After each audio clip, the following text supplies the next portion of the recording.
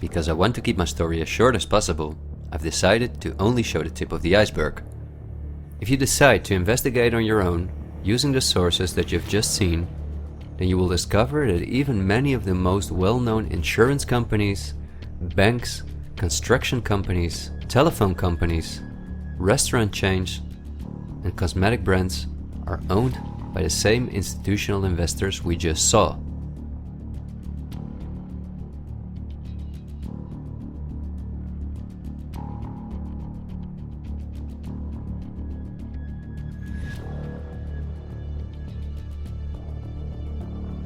These institutional investors are, as I told you earlier, mainly investment companies, banks and insurance companies.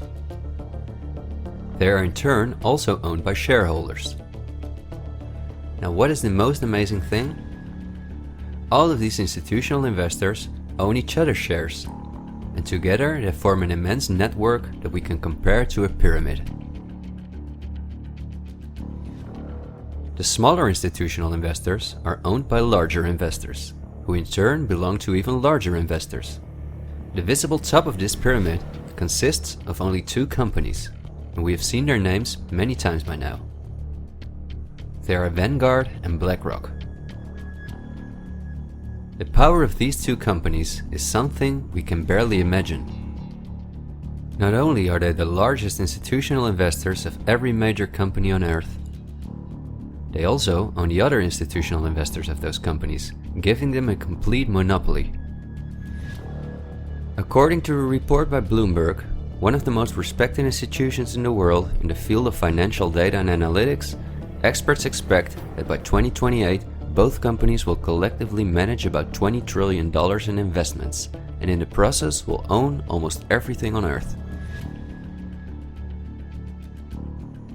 The same Bloomberg called BlackRock the fourth arm of government, because it is the only non-government entity that has a close relationship with the federal banks, also called the central banks.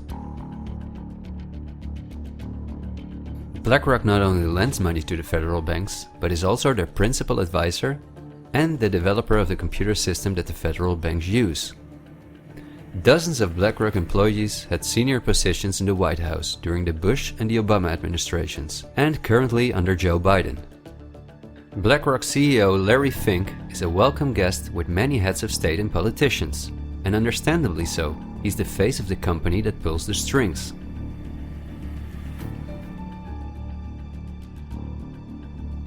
Yet Larry Fink does not pull the strings himself.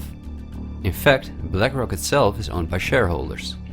And if we look at who those shareholders are, we come to a strange conclusion. We see that BlackRock's largest shareholder is Vanguard, and this is where it gets dark.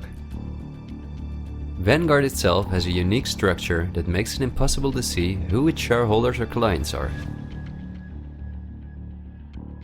The elite who own Vanguard don't want anyone to know that they are the owners of the most powerful company on Earth. But of course, this is no secret to those who are willing to look into it.